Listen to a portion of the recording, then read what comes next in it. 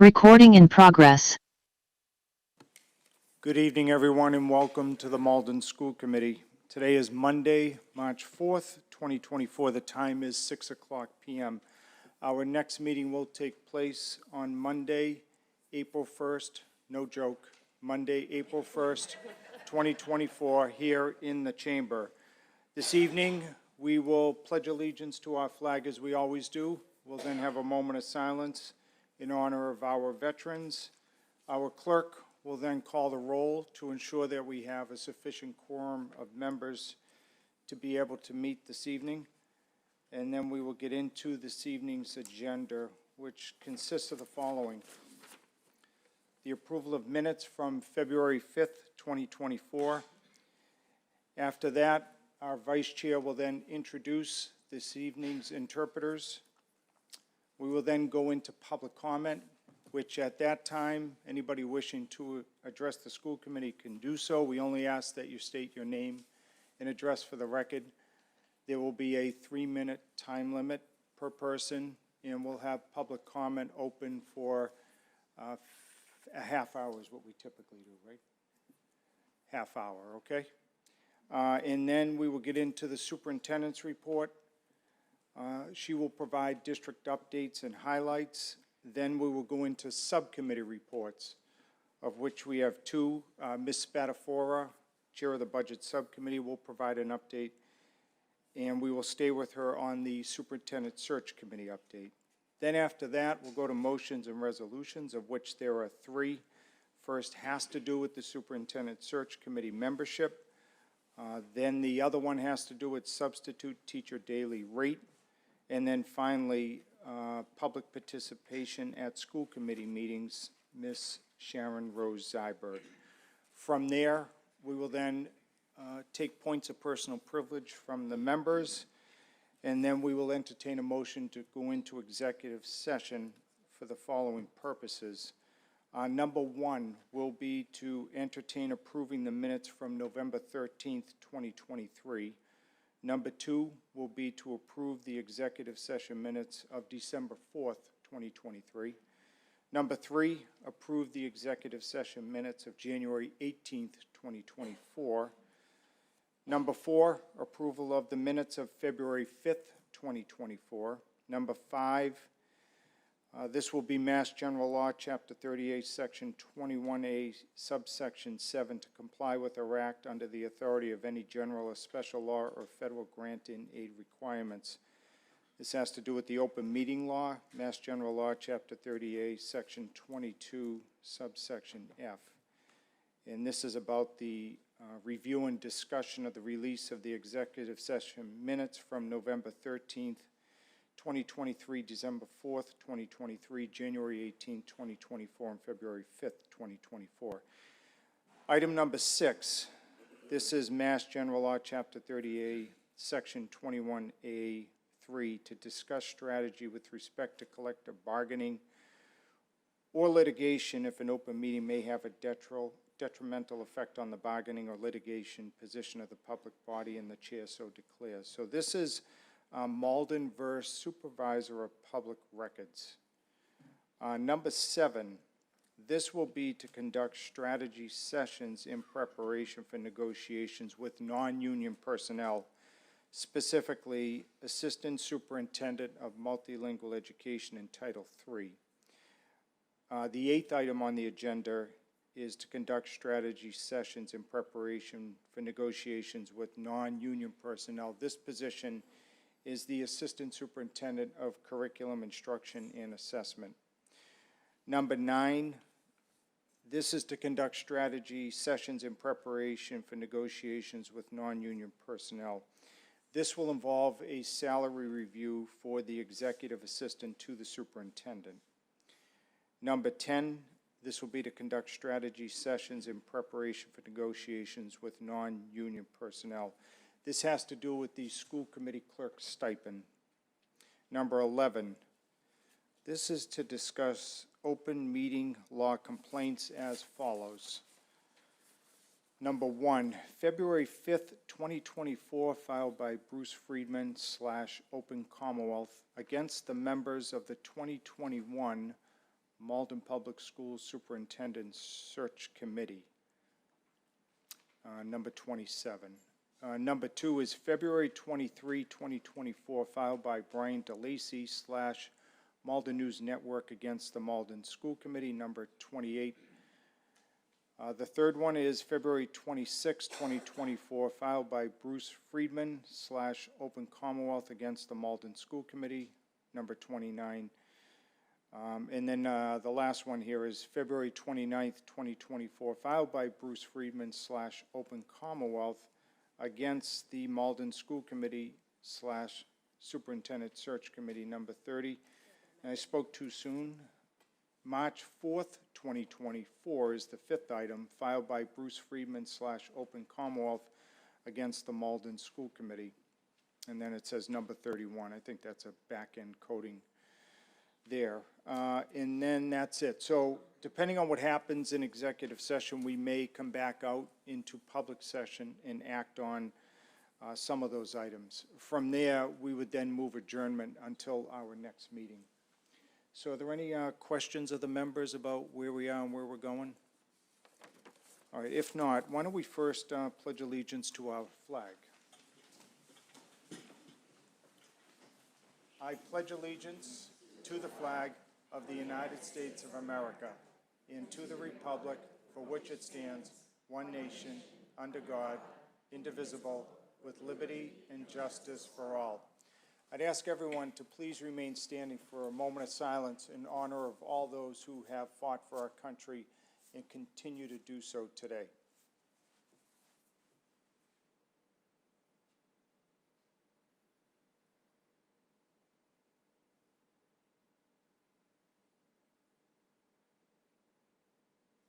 Thank you. We'll now have our clerk call the roll.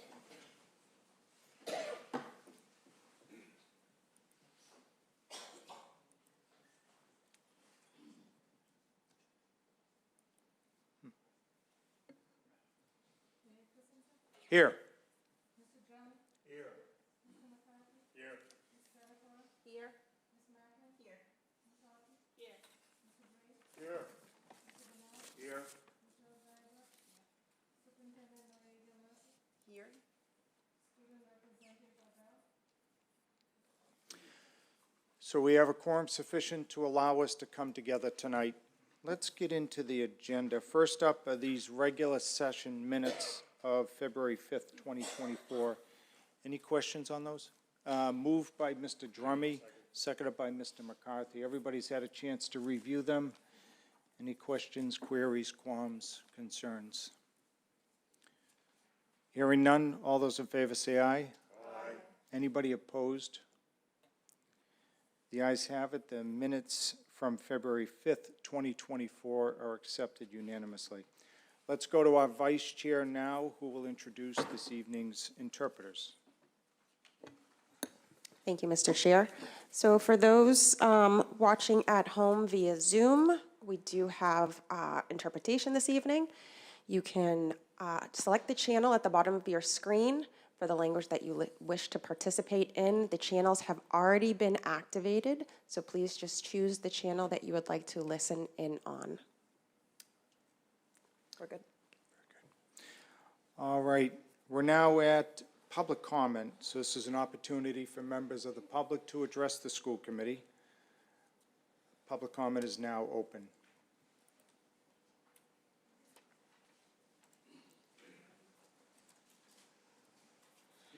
Good evening. Bruce Friedman, I live at 8 Malden Street. Do I have 2 minutes or do I have 3 minutes? You have 3 minutes, sir. Does that depend upon who I am or what I might say? You have 3 minutes, sir. Thank you. This committee can and must do better. The vice chair of this public body, who is also the chair of the budget committee, recently reported a projected $8 million deficit in a public comment as a private citizen at the city council meeting. How is this possible? Further, why are we finding out about an $8 million deficit at the city council meeting instead of from this body itself? It is time for this body to quit passing the buck to the state by blaming Chapter 70 funding. It is time for this body to disclose how it spends its money in a complete and in an audible way. I have personally observed many wasteful expenditures, including hiring a private attorney to sue me to prevent public records from being released. These public records could substantiate abuse of our special needs child on a school bus. That litigation filed nearly 3 years ago is still pending. How much money have you spent on that? This body contracted with that bus company and has renewed and re-renewed the contract despite multiple parent complaints. The funds spent by this body for legal and litigation services is neither plainly discussed nor apparent to the citizens or taxpayers. A series of public records requests made by multiple entities has not resolved the fundamental question: how much money does the Malden Public Schools School Committee spend on legal fees year over year? The costs of a bloated administration and middle management for this district has risen dramatically as the body continues to support the hiring and pay increases for more and more administrative positions. Paying at least one assistant superintendent more money than our superintendent per diem and then allowing them to only work 4 days a week is not only sets a bad precedent, but as we embark on a new superintendent search, it defies reason. To determine behind closed doors who will sit on the superintendent search committee without notice, without authority, and without measures of transparency required by law lays you bare to the inherent distrust that this body has for the public that elected it. It is time for this public body to behave in a manner consistent with the trust and authority garnered it by the citizens and taxpayers of Malden, and even more importantly, in a manner consistent with the law of the Commonwealth, failing to timely review and approve meeting minutes, failing to timely produce requested public documents and minutes, failing to regularly review executive session meeting minutes and redactions, failing to address ongoing and immediate complaints of open meeting violations. It's not only shameful, it smacks of the long-standing and habitual disregard of your sworn duties. Thank you for hearing me. Anybody else wishing to address the school committee can do so now. We only ask that you state your name and address for the record. Good evening. Good evening. Hello, Malden School Committee. My name is Rachel LeBlanc, and my address is 77 Exchange Street, Malden, Mass. School committee meetings are a community forum whose function is to inform the public and, in turn, allow the public to voice concerns in order to better our schools and improve our community as a whole. They are a place for reasonable criticism and discourse. But recent conduct at these meetings does not reflect the stated objective nor the spirit of this forum. For one, policies in place to keep meetings on track and working productively are being blatantly disregarded. As a result, members of our community are being defamed, falsely accused, and their physical safety is being threatened. This behavior is simply unacceptable, as it degrades the quality of vital discourse this body is tasked to oversee, makes it less likely for legitimate criticisms to be offered for fear of retaliation, and it is entirely out of order and out of scope for this assembly. Individual citizens, school staff especially, should never expect to be defamed or lambasted at public school committee meetings. I urge the committee members to discourage these disparaging remarks going forward by terminating speakers' privileges of address, which is stated in this forum's rules. I also hope this committee will reflect on its obligation to foster public trust, and by extension, its obligation to prevent personal attacks, particularly on matters unrelated to public education. Thank you for your time. Anybody else wishing to address the committee can do so now. Good evening, school committee. My name is Ross Bowdridge. My address is 77 Exchange Street, and I'd like to continue where Rachel left off. In the past, public comment at school committee has seemed inequitable amongst the speakers. According to the school committee's own policy, speakers are allotted 3 minutes to speak. However, it seems as though some people get cut off before they're allotted 3 minutes, while others seem to have their extensions unlimited. Additionally, we ask that you stick to the published policies regarding public comment, specifically as it relates to the Malden School Committee's public policies. According to the information published on this committee's website and found in section BEDH, Public Participation at School Committee Meetings, number 3, topics for discussion must be limited to those items listed on the school committee meeting agenda for that evening. Number 4, improper conduct and remarks will not be allowed. Defamatory or abusive remarks are always out of order. If a speaker persists in improper conduct or remarks, the chairperson may terminate that individual's privilege to address. Number 6, speakers may offer such objective criticisms of the school operations and programs as concern them. but in public session, the committee will not hear personal complaints of school personnel, nor against any member of the school community. Under most circumstances, administrative channels are the proper means for disposition of legitimate complaints involving staff members. Thank you. Anybody else wishing to address the school committee can do so now. Good evening. Good evening, school committee. My name is Tim Stratford. I've worked for 13 years as an educator at the Ferryway School as a civics, history, and team leader. We are here to completely refute the unfounded, disgraceful, and false personal attacks and statements made at the last two school committee meetings about MEA President Deb Gesualdo. As educators and community members, these personal attacks should never be tolerated. The NEA statement was about the Gaza situation was a comprehensive plea to all leaders in all parts of our society to help bring peace and comfort to Israelis and Arabs. It was not one-sided in any way. Those who are taking it out of context and attaching unjustified and false comments through personal attacks of a union president are creating an inflammatory and divisive atmosphere.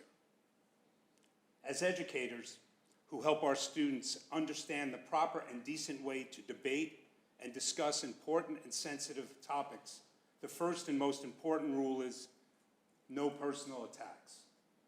On my board, when we start debates, we put the Latin phrase ad hominem. We do not ad hominem, which means attack the person. While it is understandable that emotions are high in our world and local environment, making public comments that are personal, misleading, reckless, and blatantly false should be addressed and then properly disregarded. Deb Gesualdo is not a racist. Deb Gesualdo is not anti-Semitic. And she does not create a hostile environment. You all know that. Deb Gesualdo brings people together and supports every student, educator, staff, and members of the entire Malden community. We strongly recommend and implore that this school committee and this diverse and thriving community denounce these personal attacks on Deb Gesualdo. These polarizing, false, and ill-informed comments are not what and how Malden educators teach the students of Malden. Thank you. Anybody else wishing to address the school committee can do so now. Good evening. Good evening, everybody. Penny Kalman, 194 Bainbridge Street, Malden, Massachusetts. So, to go off of my colleagues, I really am utterly disappointed in the governing body for allowing a member of the public to speak such slander and hatred. I, too, have been accused of hatred towards my fellow Jews. As a Jewish woman, I was accused. And know who had my back? Was Deb Gesualdo. The exact words of the person who accused me of being anti-Semitic used the exact words that they said of Deb, that she was inciting violence. And that sounded extremely familiar for someone who does not know who exactly accused me of this. Permitting the use of public comment to spread racism and hatred in our community should not be tolerated. Deb Gesualdo, Ms. Van, they have my support because they work endlessly to help all students of Malden, regardless of gender, of race, of religion, and culture. I was informed that some of the school committee members were aware of these allegations and the speech prior to the meeting. I'm really hoping that this was a false rumor. Additionally, I want to talk about equity across the K-8 buildings. Every week you show the total students at each grade level at the K-8 schools. How can elected officials in central office permit one 6th grade level at one school to total more than 2 times that of another school? Our math and science educators at the 6th grade level teach 118 students a day for 45 minutes per period. These include approximately 20 IEPs, 2 504s, 35 ML levels, 1, 2, and 3, 29 FLEP. That's in one day. While a mile away are colleagues with the same expectations of meeting all the needs of the students, family outreach, extra help after school, MCAS scores, building relationships, and having the pleasure of less than half of our student load. How can our students possibly get the same amount of individualized attention? I'll tell you how. They get it because it's literally killing one of my friends, Sarah Strayer, and our science teacher, brand new this year, Miss Lindquist. They give it their all to our students and give them the education they deserve. Ms. Strayer behind me has even taken it upon herself to learn Portuguese on her own time and pay a tutor so she can communicate with her students and their families. Every lab preparation by Ms. Lindquist and correction is double that amount of her colleague a mile away. 30 seconds. Where is the equity in these numbers? Salemwood Middle School teachers are expected to teach the curriculum 5 times a day, and other K-8s, they teach it only 4 times a day. I was hoping this would be solved years ago, but it seems everlasting and completely inequitable. I hope the new leadership at Central Office can please right this wrong. Thank you. Anybody else wishing to address the school committee can do so now. Good evening. Good evening. My name is Dawn Marie O'Toole, and I live at 130 Adams Street in Malden. I am a parent of a senior at Malden High and a recent graduate of Malden High. I am also a kindergarten ESP at BB. I am speaking in regards to policy BEDH, public participation at school committee meetings, which is on tonight's agenda. For many years, I have attended and participated at school committee meetings. Many times, things became heated over the budget, necessary cuts, and teacher layoffs. Former school committee members reminded those speaking of a 3-minute limit and that the public comment needed to pertain to items on the agenda. Unfortunately, in recent meetings, some of these rules were not followed. Our time was reduced to 2 minutes, and some speakers were allowed to use defamatory or abusive remarks, which are also not allowed. Speakers are, however, allowed objective criticisms of school operations and programs, but the committee will not, or should not, hear personal complaints of school personnel or community members. And this did happen at recent school committee meetings. By allowing this to happen, we have opened a door to unfounded complaints against staff, admin, and school committee members when caregivers are upset over grades, how classrooms are managed, or even the business of running the schools. I am hopeful that this will be rectified at tonight's meeting. Thank you. Thank you. Anybody else wishing to address the school committee can do so now. Anybody online? Nope. Okay. All right, hearing no more, we're going to close that portion of the meeting. All right, let's hear from our superintendent now. Stand by. Just, a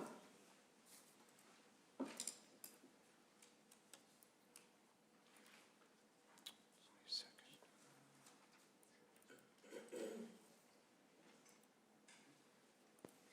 Okay. Hi, good evening. We have the agenda. We are going to do the welcome introductions. And just to remind everybody, it is also Pi Day and a lot of celebrations this month. But today we have our guest presenter, and actually it's 2 wonderful people that you know in the community that are always helping with the efforts that we have in increasing literacy across Malden and actually across other areas. So please welcome Linda Salk and Jody Salk.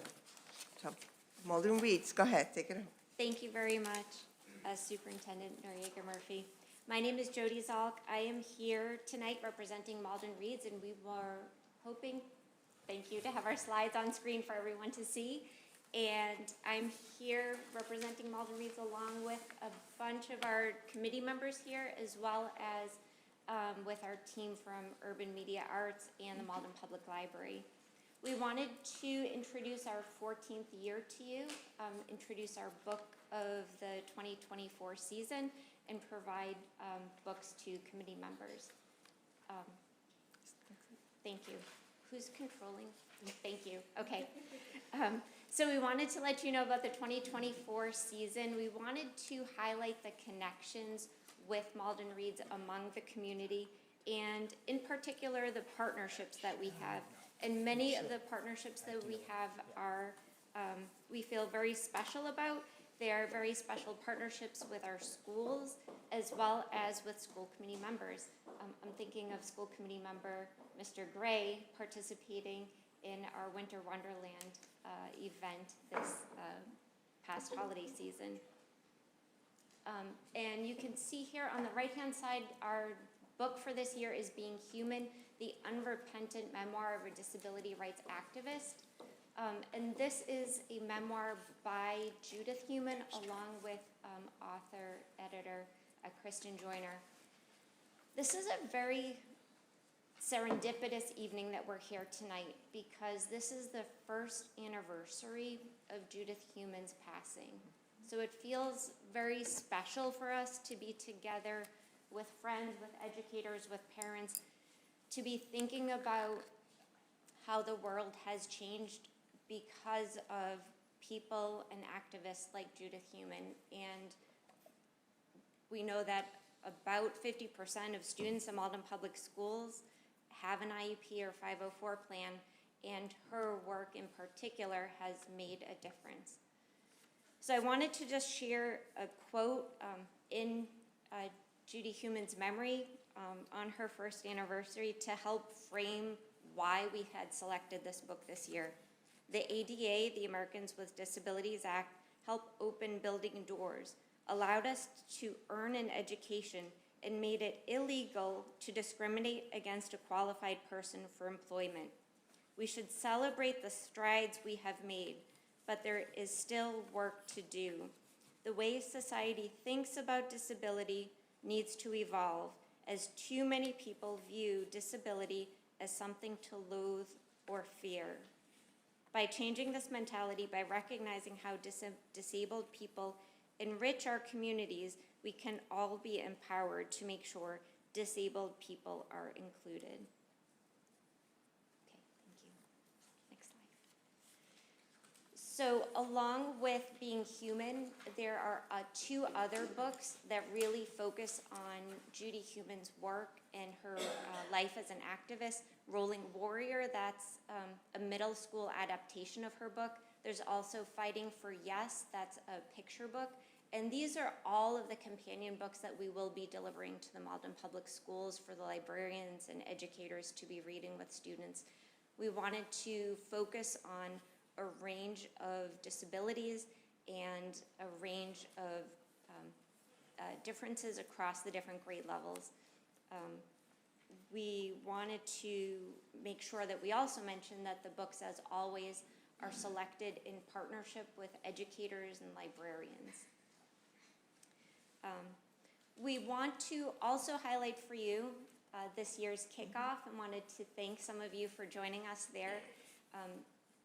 These photos are from our kickoff. We wanted to showcase Kelly Colomb, who is the director of the Pathways program, who was the MC of our program that evening. We also had James Norris, who's an author of children's books, who's a resident of Malden, who was connected with us once we were meeting over the summer with Dr. Noriega Murphy and her team, and we said, we might be choosing a book on disability this year, and they said, you have to meet and talk with James Norris. So it's all about the connections that we make in the community and the difference that those connections make for students.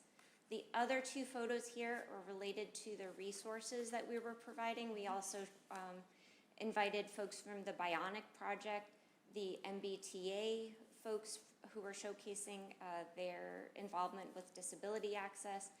And we just had such an important and meaningful evening of making connections with folks and providing resources in the community. We also have been connecting with the Malden CPAC and the Disability Commission, and we have other events to share with you. But we want to focus on one event in particular, which is the next slide. Thank you. This is the Malden Mass Memories Roadshow. This is coming up at the end of April, and this will be held at the Malden Senior and Teen Center.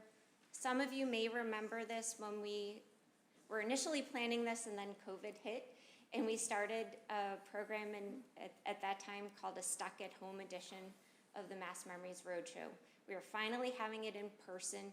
This is our attempt to create a community-wide photo album and collect everyone's photos of what makes Malden special to you.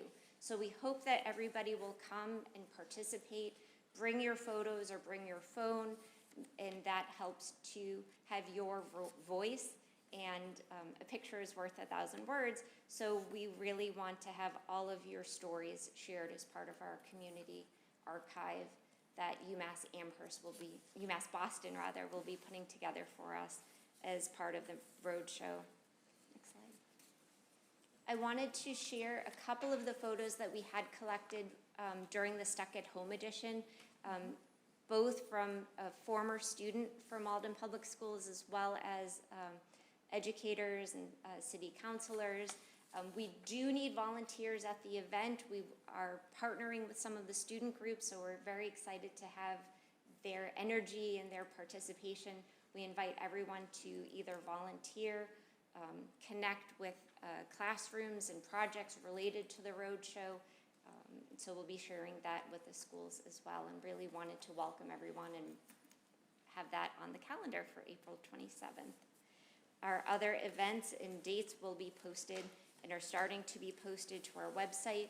We have a panel discussion coming up in May. We have another film screening coming up. We have a number of resources and other information available for folks. So with that, I want to thank you again for having us here representing our 14th year of Malden Reads. Thank you so much. And we just had to say that James Norris, actually, we purchased some of his books for some of the units for first, second, and third graders. This is the second year in a row that he visits our schools and is a guest speaker to our students. And it's amazing how much students enjoy the reading, but also learn from his experience and ask a lot of questions. So thank you for that. And of course, our Kelly Colum, who's amazing. He's a great pioneer. So thank you for the work. It really was amazing to meet James Norris at the kickoff. I had seen a couple of students come up, introduced by the mayor to James Norris, and they had stars in their eyes because he had visited them in school, and they just wanted to know what he was writing now, and they had just made such a strong connection with him, so that was really powerful for us. Yeah, no, thank you Thank for you. helping us with literacy. Thank you. Okay. If it's possible, we'd like to bring copies of books up for members Yeah. at this time. And Yes. if it's also possible, we'd like to take a photo with the members. All right, everyone, school committee will be in a brief recess. Shall we go on the other side? Hey. Thank you. All right. So we can go around with the book like this.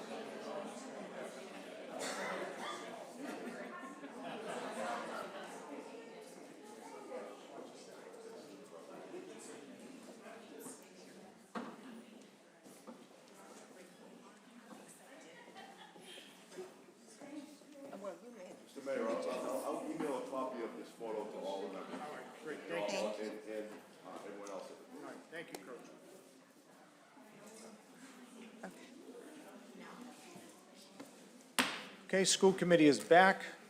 Thank you. So once again, thank you, Malden Reads.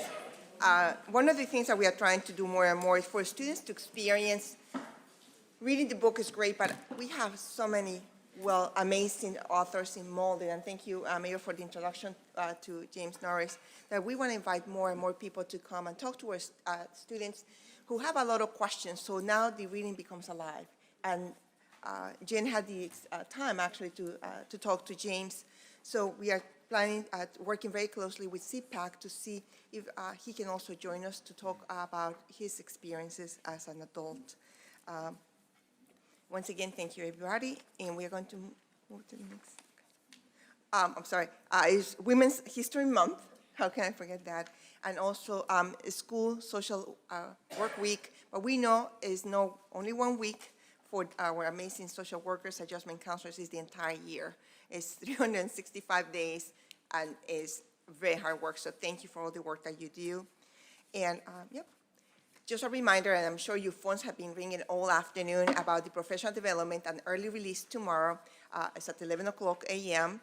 We are going to have our buildings be used for voting, but please, if you can vote later on, that will be great. Otherwise, we will just welcome you. You go vote and then leave the building, but it's 11 o'clock.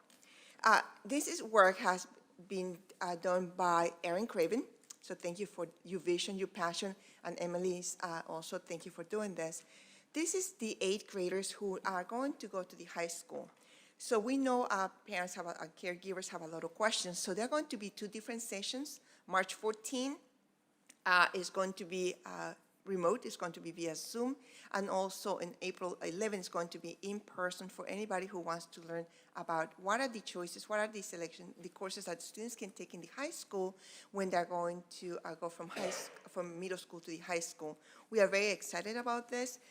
It is also like a program of studies just for 9th graders, and also a new way of selecting courses.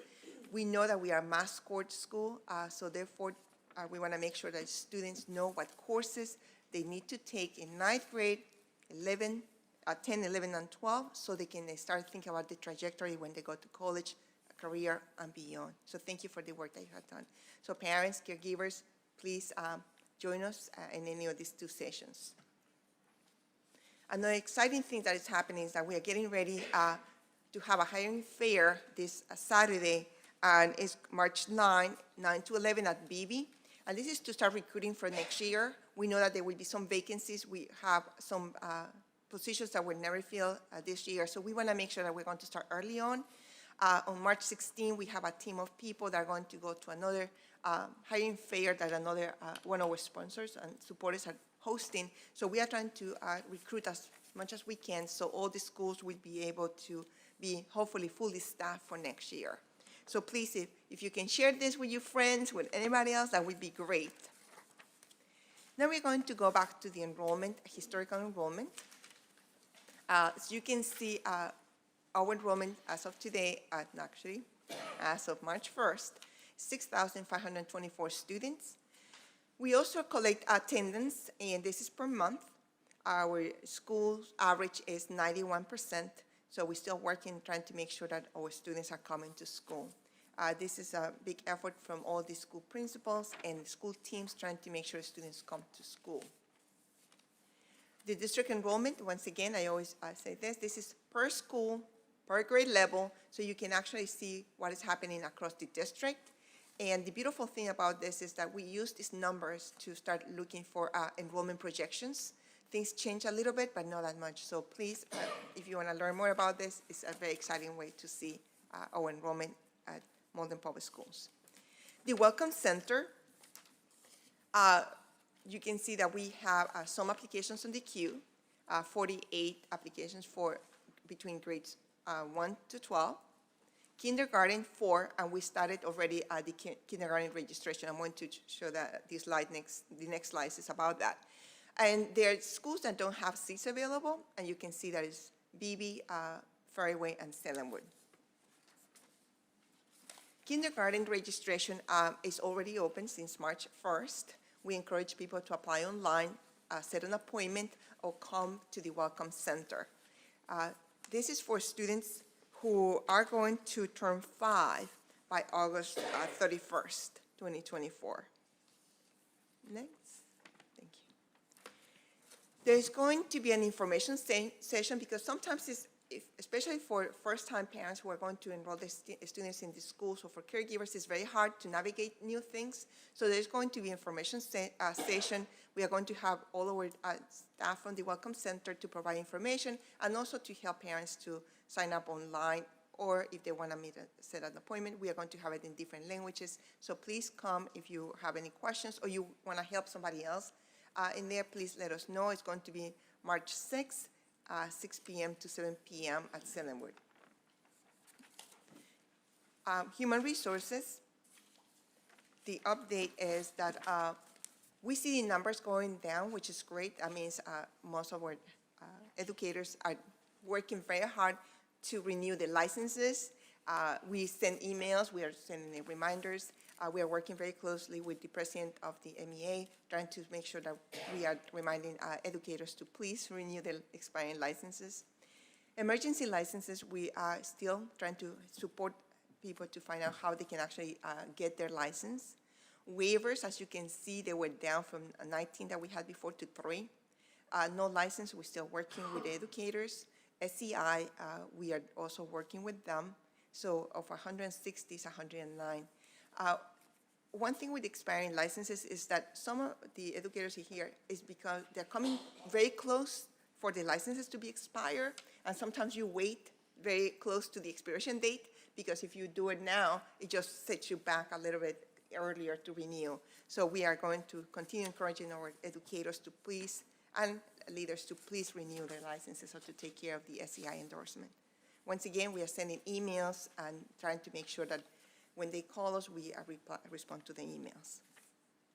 And usually we showcase different departments, and now is the Athletics and Wellness Department with Charlie. And I don't see Charlie today. Oh, but he's always busy, so he must be in another location.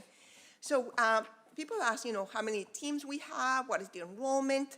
So in here we have, during 3 seasons is when we have the students playing sports. We have fall. Students sometimes play in 1 or 2 or 3 different sports, which is great. So a total of 294 students participate in sports. But once again, sometimes the students decide to join 1 or 2 or 3 teams. This is for the fall. Then we have this spring, a total of 362 students. This is the largest number that we have, and it's wonderful to see students because, as you know, they have to have the GPA. They have to be able to be in good standards, so we encourage more students to please join the sports. Then we have winter sports, and we have 297 students that play sports. We want to make sure that we continue just working very hard to recruit more students to play sports. Okay. These are just some highlights of what we have in all our teams. And last but not least, we have Charlie Connerfree. We know that he works very hard trying to make sure that he recruits students and also working with coaches. His job is really working, trying to make sure that our students have transportation in different ways to be able to go and represent Malden, and we are very proud of the work that he's doing. So he received the Richard Lewis Award, and that is for a coach or athletic director that is outstanding and also fostering other people to get interested in the position, to be able to work with students, and at the same time to make sure that other athletic administrators follow the lead of following the rules, recruiting students, and become a role model. So we are very thankful to Charlie for being a role model in the state. We also have an amazing person. We celebrated her a long time ago, and this is Jeannie Marquardo. She worked for us for 50 years of service, and she loves to work with Charlie. I think they're a great complement to each other because she tells him what to do.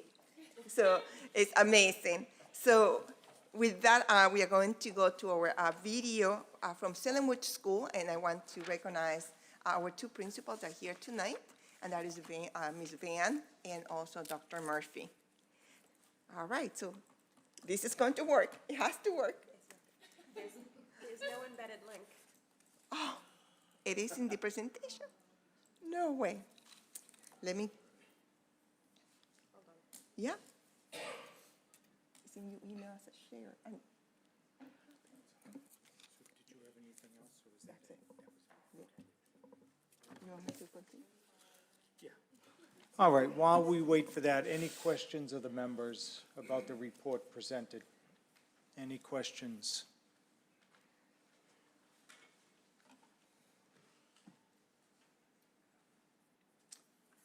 Let's go to Ms. Horty. So I actually know the answer to this question, but I feel like a lot of other folks don't. And part of the reason why I'm asking it, but also Mr. Confrey isn't here to answer it, so I'm not really sure where that's gonna go. But I'm just gonna put it out there anyway. I'm aware because my son has played on the ice hockey team, and if you notice and you look at the numbers, it's very small. There's only 6 people, and it's because they're part of a relationship with some of the other schools in the region. And I was wondering, actually, how many other sports programs are we in relationships with nearby districts other than the ice hockey program? Again, maybe no one knows the answer to that, but. So I won't give you the answer because I know a few, but not all of them. Okay. But the MIAA actually allows that to happen, to have co-ed, because sometimes we don't have enough numbers, so we have to play with it. But next time, for next meeting, I will be glad to present that information. Thank you. Thank you. All right. Nope. No internet. I don't have internet. Soup, we're going to hold that, I think, Sure. for the next meeting, okay? Okay, no problem. All right, everyone, so we're going to hold that until our next meeting. Let's go to the rest of the agenda then. So first, let's get an update from Ms. Spadafora regarding the budget.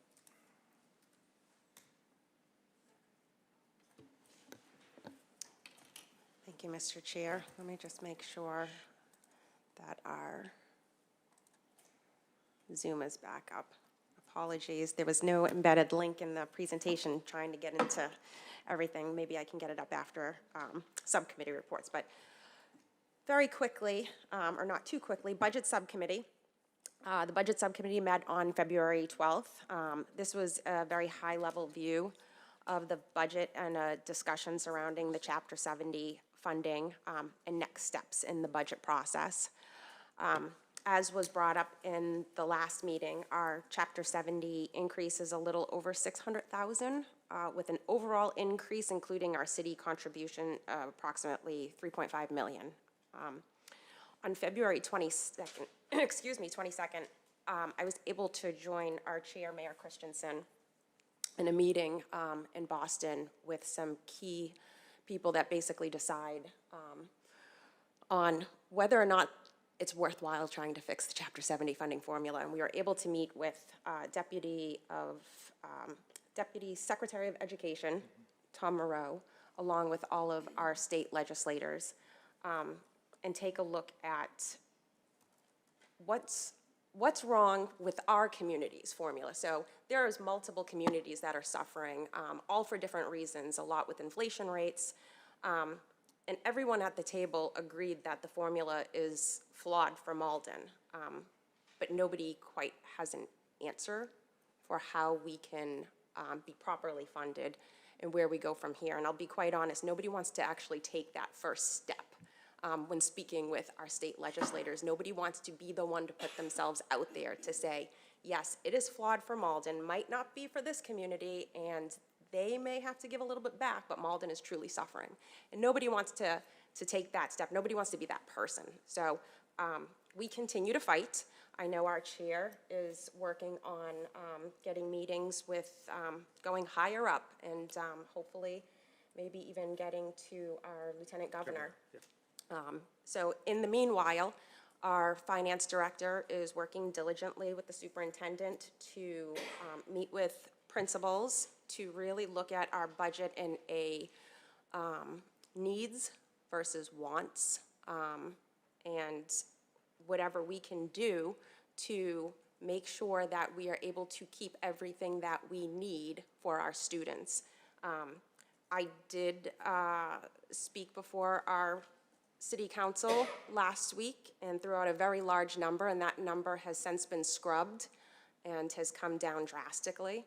So if you had heard a very large number, around 8 million, we are now much smaller, down in the 1 million range. So I have faith that Ms. Mertz will continue to look at where we can potentially make changes, cut costs, without it interrupting our day-to-day school activities. So our next meeting is scheduled for February 11th.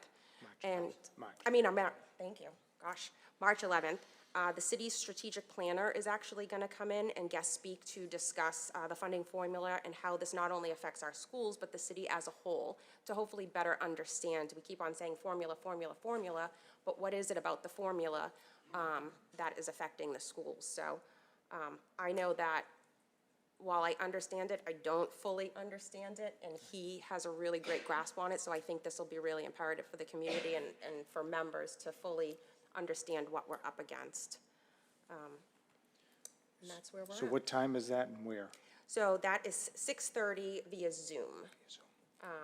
And that agenda is actually posted on the city website already with the Zoom link. So I encourage everybody to attend and be informed.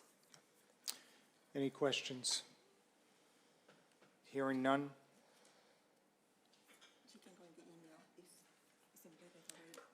All right, we're going to see if we can get that video back up. Stand by, everyone.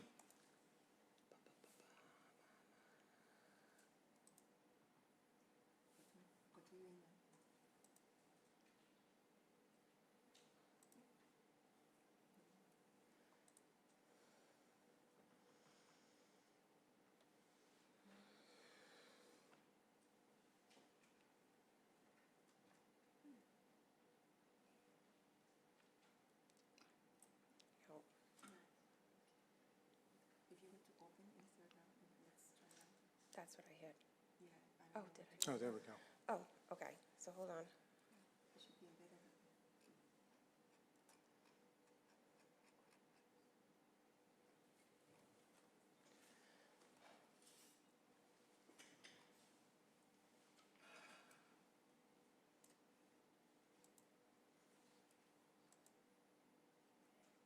Okay, hold on 1 second. I gotta open up Zoom, share screen.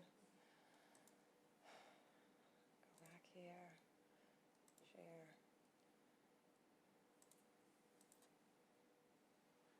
Okay. All right.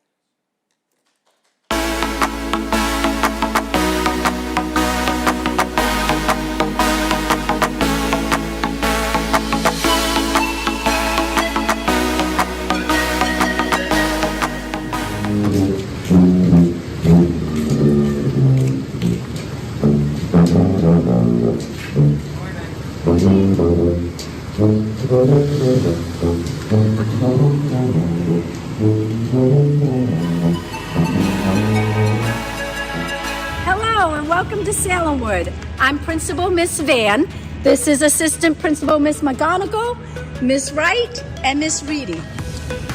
Why do we love Salemwood? We love Salemwood because of our students, our families, and our staff. We hope that you, after watching our video, will come to love us just as much. We've all gone to Salemwood from kindergarten to 8th grade. Eu amo que essa escola é muito diversa. It's been so much fun working here. Go Sharks!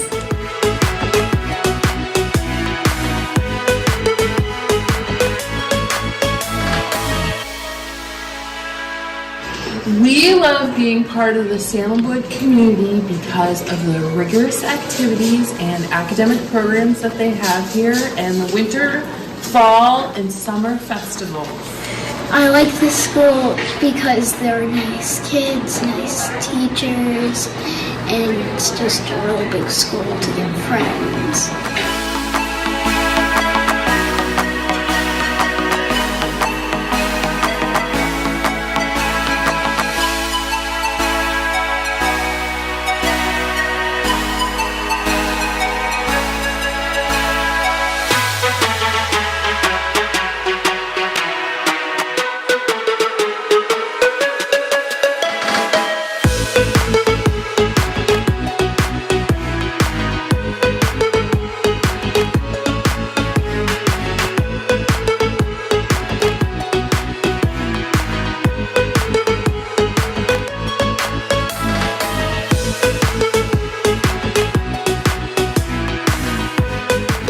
tem feito a diferença na educação das minhas filhas, e todo o time dessa escola estão de parabéns.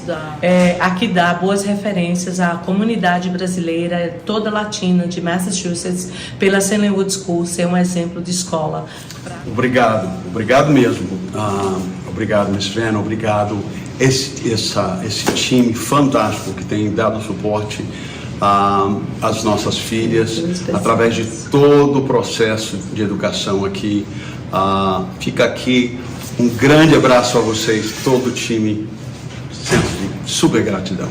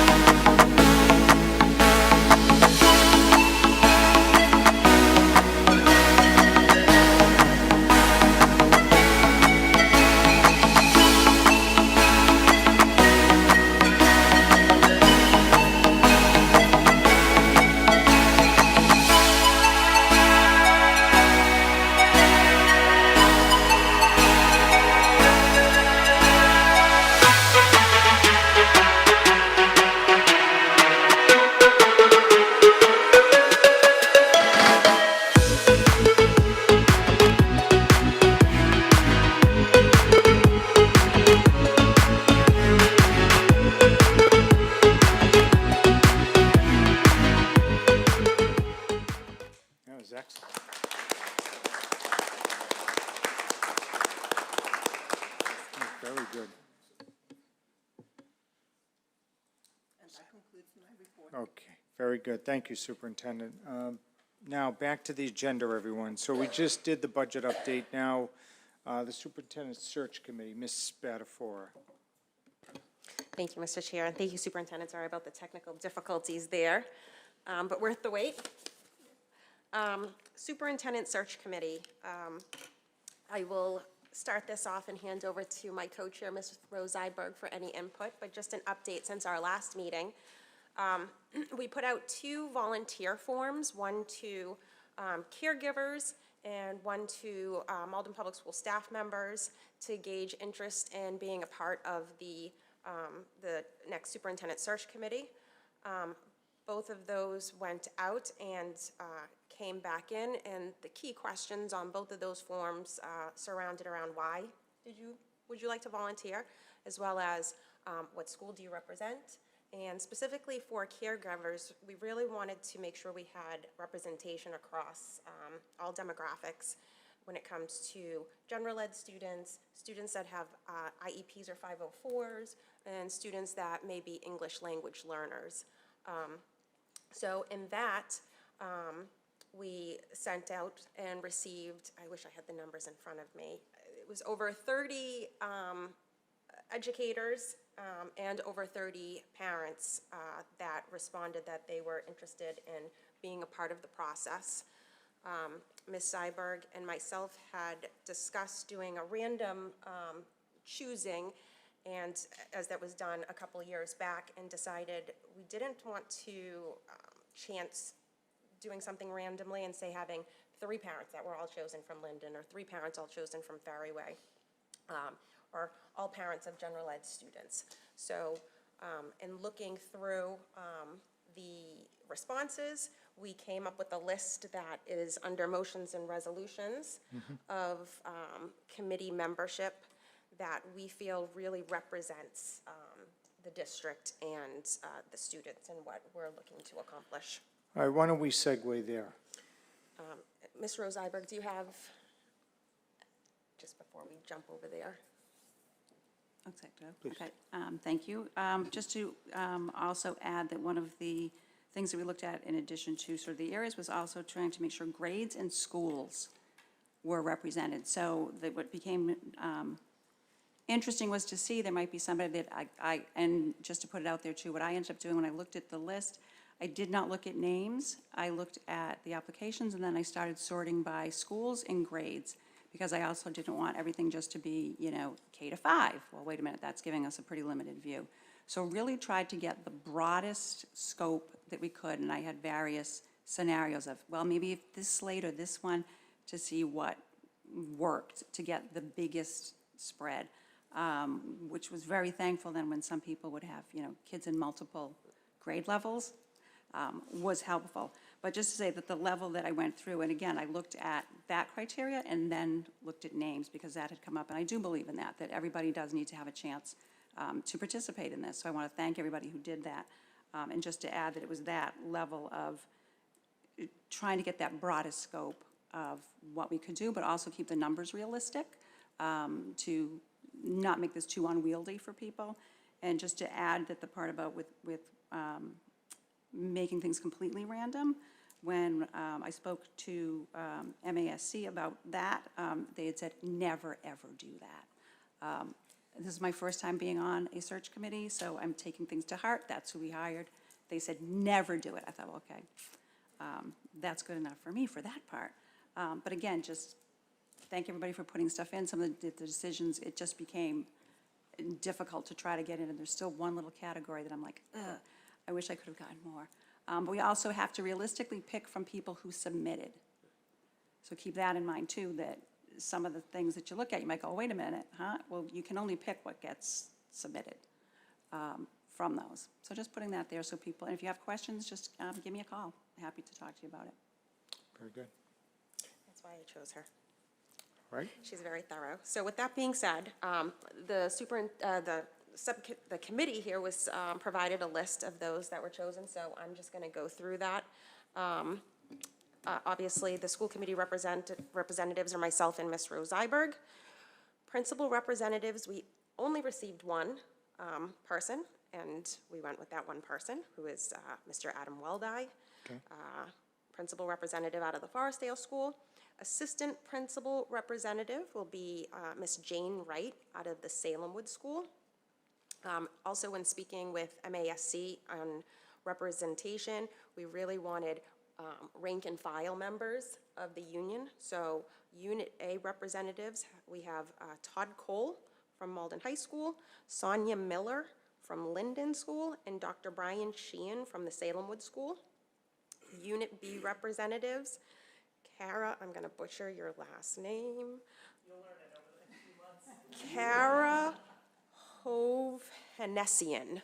That's Armenian way, but Hovhanessian is, he's Americanized. Who is our STEM director K through 8 district-wide. Stephanie Scalise, who is our SPED program manager, also district-wide. Unit C representatives, we have Miss Dawn Marie O'Toole, who is a BBESP, and Samantha Durazio, who is a district-wide substitute school nurse. For parent caregiver representatives, and I really do apologize if you are watching.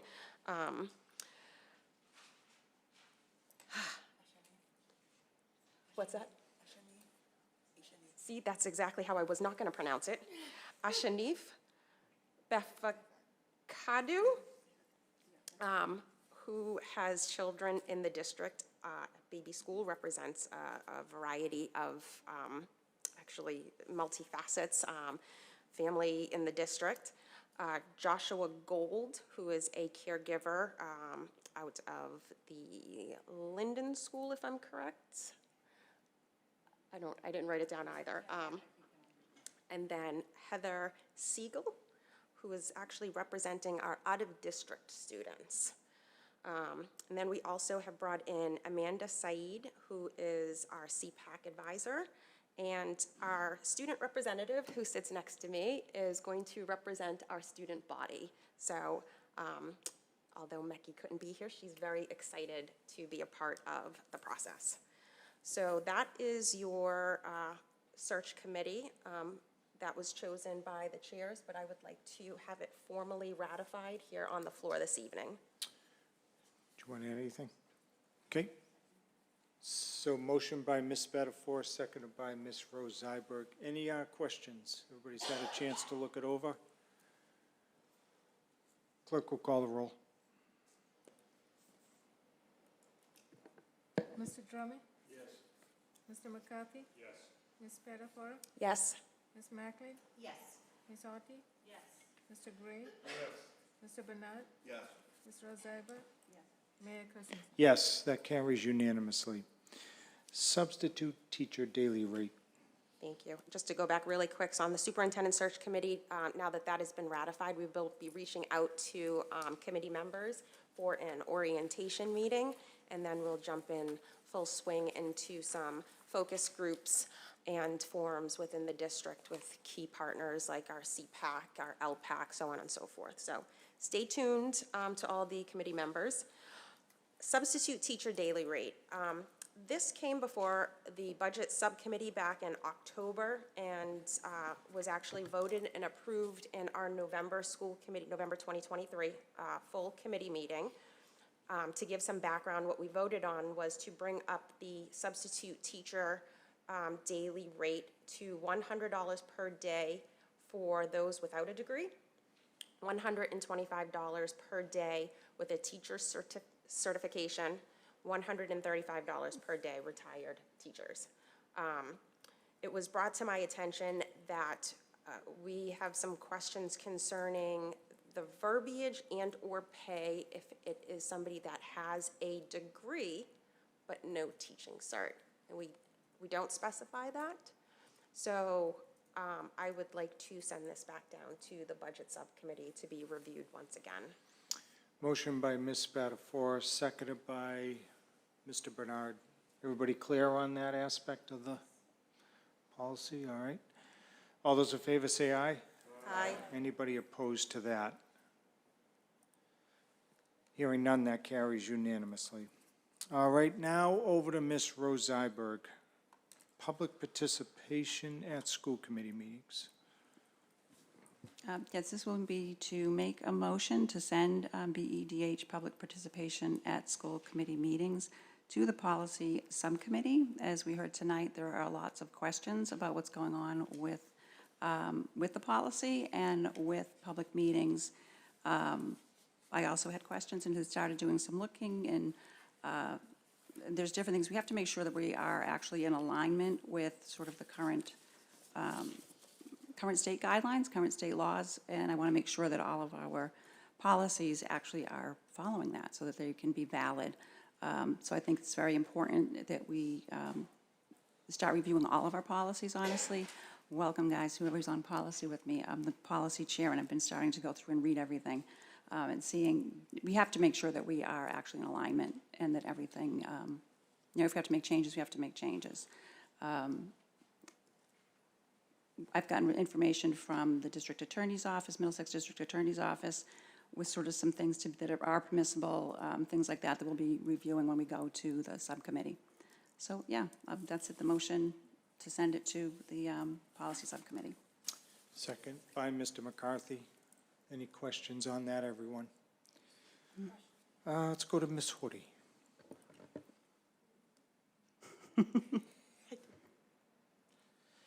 When's the next policy subcommittee meeting?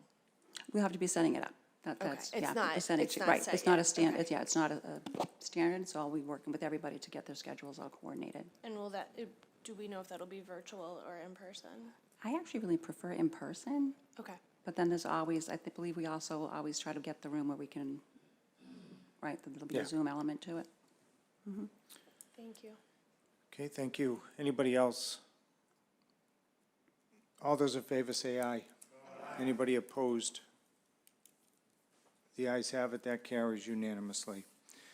All right, now down to personal privilege. Anybody have points of personal privilege? My left, we'll start there. Let's go to Mr. Drummy. Thank you, Mr. Chairman. We know about the half-day tomorrow. Wednesday, the Ferryway PTO will be having their monthly meeting. That's a virtual at 6:30. If you go to their Ferryway PTO webpage, it'll have the link for you. The Spring Book Fair starts the following week. Actually, it starts the 12th, Tuesday the 12th through Tuesday the 15th.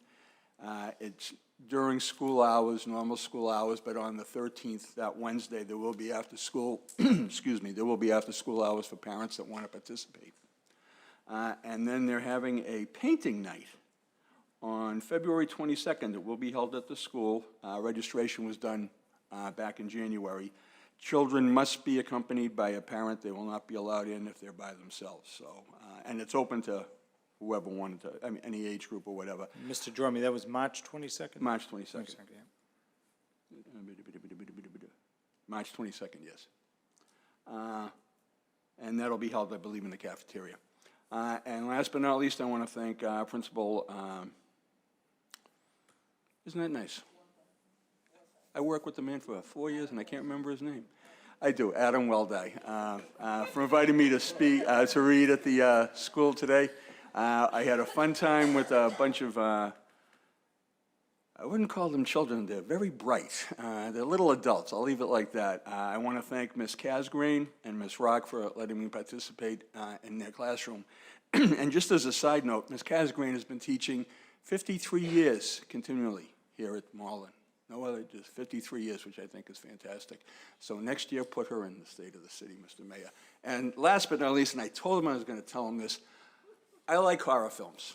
Anybody here like horror films? You're going to love it. Specifically, Dracula films. And when somebody comes out of a coffin, they usually have a cape and buck teeth. Not today. That was our chairman at the State of the City. He actually came out of a coffin in a tuxedo. He looked good. I got to give him that.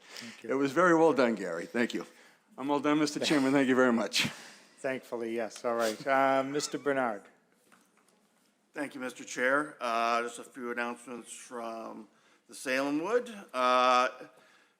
Again, tomorrow, early release. On this coming Wednesday, at March 6th at 4 p.m., there's a PTO meeting at the KG conference. And then, of course, the hiring fair, which was already mentioned. There'll be a Scholastic Book Fair on Friday, March 11th, going through March 15th. Sorry, Monday, March 11th through Friday, March 15th. Parent-teacher conferences will be on Tuesday, March 12th from 4 to 5:30. And the PTO is going to be having a Texas Roadhouse fundraiser on March 19th with 10% of their proceeds going to the Salem Wood School. I also want to go and also thank Mr. Weldy for inviting me to read the book, and Mrs. Bellow's class. It was great, and just a reminder that don't let the mouse drive the bus. Thank you. All right, thank you. Let's go to Ms. Rose Zeiberg. Thank you, Mr. Chair, and I want to thank Jade, who gave me all of these updates on lots of stuff going on at Linden. There's a book fair next week from the 11th through the 15th. There will be watching for some planning meetings that are going to be coming up before the Multicultural Night, which will be May 17th, Parent-Teacher Night on the 20th. And please be checking Linden's social media, and she said she will be putting things up at the school. There's a way, there'll be like a QR code, I believe, that you can nominate crossing guards for a type of recognition, that they're working on that. On the 21st is Rock Your Socks, where you can wear mismatched socks, and that is to raise awareness for Down syndrome. They're looking for some volunteers. With Ramadan starting, they know that there will be students who will be fasting, and to make it so that they don't have to go into the cafeteria, they set up a different location for them. They're looking for volunteers to just help oversee the kids, maybe do some activities and things with them. So you can get in touch with the office about that. Congratulations for them. They had done a whole program, which was just to be logging different hours of reading. And in February, they logged 1,344 hours, which was above and beyond schoolwork that they had done. So well done, students at Linden for that. They will be doing Read Across America. Character Day is tomorrow, and you can dress as your favorite book character. And just want to say thank you to Malden Reads for this book and all the efforts that you do to help with increasing reading and access. I love seeing that you also always supply ideas for our students. The kickoff was fantastic. And yes, I will add my thanks to Mr. Weldy and the Forest Hill students. To get to go and read to them today was quite a treat. So thank you. Thank you. Over to Ms. Horty. Thank you, Mr. Chair. The Forest Hill PTO will have a family fun night on Friday, March 8th. This is going to be a sensory-friendly arts and crafts evening, so there won't be any music. Everyone in all the grades are allowed. It's not a drop-off event, though. There should be a QR code in the newsletter that you get from Mr. Weldy that you can RSVP to. I'm sure you can go if you don't have that code, though. There will also be a book fair from March 18th through March 22nd in the school library. More information about that specifically will be sent home, though. We are currently kicking off the fundraiser called Rock the Walk, which Forestdale has done for a few years now. The event will actually be on April 5th from 6 to 7:30. Rock the Walk is a fundraiser where the students participate by walking, usually it's a lap, around the Forestdale School. And the PTO has hosted this event for many years. It helps to do lots of various things. One of the things that I know that is in need this year is for some of the end of the year events, field trips and things like that, that often come from fundraiser related events. So beginning now, I believe today, is when the fundraiser itself opens up for donations. Students will set up donation pages that people can easily access to if they prefer to do things online. You also may bring cash or check or things like that to the homeroom teacher, to the Forestdale PTO, anything like that. March 25th, the top fundraising folks will be announced, and on April 5th will be the community event. Please come and join, even if you are not walking. It's a really fun event, and the PTO does a great job with that. Mr. Wildai also sent me a special message for all of you to say thank you to everyone who was able to come in and read at the school today. All of the teachers really appreciated the guest readers, especially everyone from the school committee. They really appreciated having you there. And Mrs. Rufio's class, in particular, really loved being able to sing happy birthday to the mayor today. Don't remind me. So, happy birthday, Mr. Mayor. Thank you. Thank you. Ms. Spadafora. Thank you, Mr. Chair. I'm going to take it a little off topic, so please excuse me to my peers for my personal privilege this evening. This committee has been called out for not being transparent by certain groups in the city.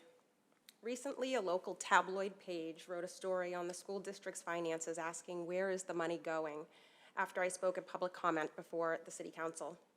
The story they posted alluded to mismanagement of monies by the district, which is furthest from the truth. If you've paid attention over the past few years, you've heard us repeatedly talk about the Chapter 7D formula and how it's flawed. This is nothing new, and we've worked with what we've had up until now. Inflation's at an all-time high, and interest rates, have skyrocketed. Out-of-district costs have doubled. Transportation costs increased. Salaries have increased over 10% in the past few years. This article does mention an increase in legal expenditures, and that part is 100% true. Since this body met in December, we've been hit with an unprecedented amount of open meeting law violations, 31 as of 12/19 today, and uncountable FOIA requests. You can see these under the executive session agenda. There are two organizations that repeatedly inundate the city and district staff with frivolous complaints, and these organizations are largely to blame for the increase in legal expenditures. The Freedom of Information Act has been weaponized and used to overwhelm the district, continuously looking for a gotcha moment. I'd love to be able to speak more openly and freely, but I fear the same organizations will try to find something wrong with me speaking and file an open meeting law complaint and continue to waste taxpayers' money. So again, I encourage all of you to attend our budget meetings and hear and see just exactly where the money is going. Thank you. Thank you. Anybody else? If I might, just let me end with what was mentioned by Mr. Drummy. This morning, we delivered our State of the City presentation, which is done on an annual basis, right around now. Sometimes we do it in February. This year, we did it in March. And I know each and every day, we tend to focus on the negative, but today, I want to focus on the positive. And some of the things that were in this presentation, I think you too will be proud for those that weren't there this morning. Our philosophy upstairs is always to keep moving forward, and we never really stop to take stock of what's going on. But today, we did. And I couldn't be prouder of all the efforts that you have made, as well as the people here in City Hall. So we are going to figure out now how to transition this morning's presentation out into the community. There has to be a lot of editing because Uma was there, we were there, there were multiple recordings going on. So we'll let you know when it's ready, but you know, this year is Malden's 375th birthday, so what we did is look back, and we learned things that we never even knew before, and I think you will too when you watch it, but the achievements that have occurred today also, I think some things you may not know have occurred, and seeing it all in one presentation was just, even for me, you know, reading it this morning, it was a proud moment, not so much for me, but just for the effort the staff put in, especially Maria Luis, our Chief of Staff, Elena Savino, Ron Cochran, Paul Hammersley, Kathleen Manning Hall, and the list goes on. Again, I know we're at a time where we love to sometimes focus on the negative, but today was a day we focused on the positive. And I want to publicly thank everyone that was involved in making this presentation happen. We ended by saying there is no doubt that challenges lie ahead, without a doubt. But if we work together, as outlined by our Vice Chair, we will continue to move forward together. So again, we'll let you know when it's posted, and you can determine for yourself you know, what you think, but I was pretty awestruck today with some of the things our team has been able to accomplish. And when I say team, that's you, that's them, that's everybody in government that I think sometimes gets a bad rap. So, with that being said, we'll now entertain a motion to go into executive session. Motion by Ms. Spadafora, seconded by Mr. Bernard. Clerk will call the roll. Mr. Drummond? Yes. Mr. McCarthy? Yes. Ms. Spadafora? Yes. Ms. Macklin? Yes. Ms. Ortiz? Yes. Mr. Gray? Yes. Mr. Bernard? Yes. Ms. Jones Zeiberg? Yes. Mayor Christensen? Yes, that carries unanimously. School committee will now be in executive session. Thank you, Fox Interpretation, for all of your efforts this evening, and we will see you on April 1st.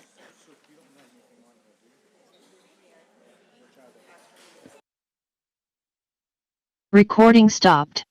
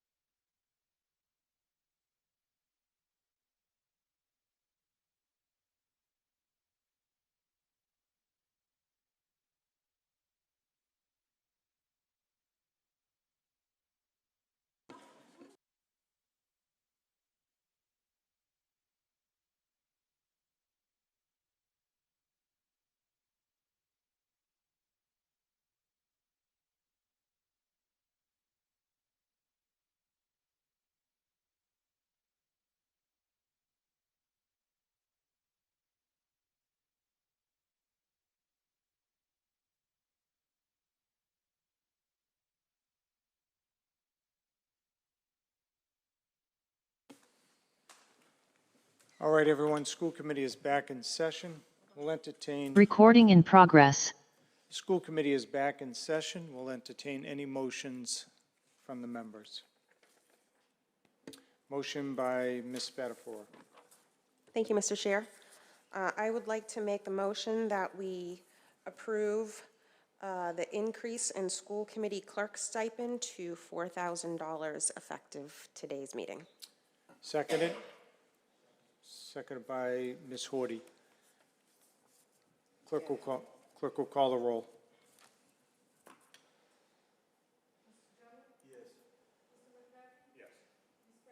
Yes.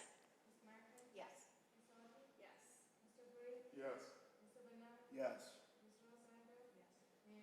No. So that is 8-1. That's approved. Any other business before the committee? Motion to adjourn in Mayor Christensen's honor for his birthday. Don't remind me. I wish it never happened. Motion by Ms. Spadafora, seconded by Mr. McCarthy. I think I'm going to roll call this one. I'm only kidding. All those in favor say aye. Aye. Anybody opposed? The ayes have it. School committee is hereby adjourned.